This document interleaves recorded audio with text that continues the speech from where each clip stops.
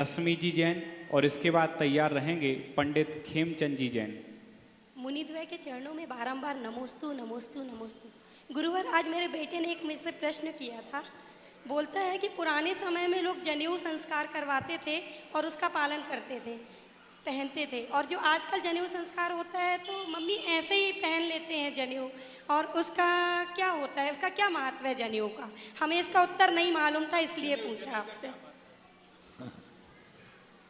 कभी कभी कुछ बातें ऐसी होती हैं जो कुछ रूप में प्रस्तुत की जाती हैं और कुछ रूप में आगे आ जाती हैं। जनेऊ के संबंध में कोई विशेष प्रक्रिया जैन आगम में प्राचीन आचार्यों ने वर्णन नहीं किया। पूज्यवर समंतभद्र महाराज जैसे आचार्यों ने श्रावक को ऐसी कोई चर्चा नहीं की। मात्र एक घटना मिलती है जनेऊ की शुरुआत कहाँ से हुई।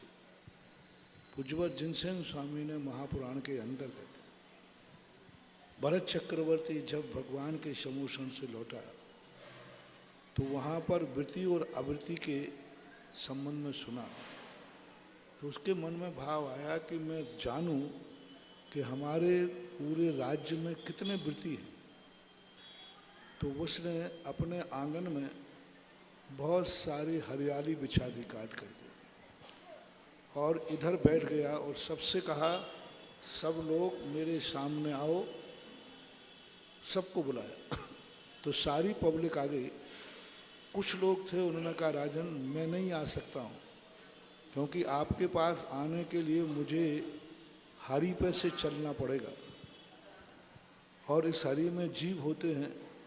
राजा ने धमकाया, तुम नहीं जानते हो मैं चक्रवर्ती हूँ, यदि तुम नहीं आए तो मैं तुम्हें सजा दे सकता हूँ, मृत्यु दंड भी दे सकता हूँ।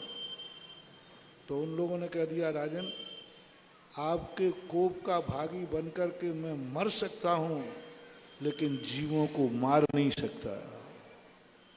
आप मुझे मार दीजिए लेकिन मैं जीवों को मार के आऊँ नहीं आऊँ। तब चक्रवर्ती खुश हुआ और उन्होंने कहा कि हमारे राज्य में ऐसे अहिंसक लोग हैं। तो उन्होंने उस समय उनको स्वर्ण सूत्र से चिन्हित किया, स्वर्ण सूत्र दिया, उन्हें सम्मान किया।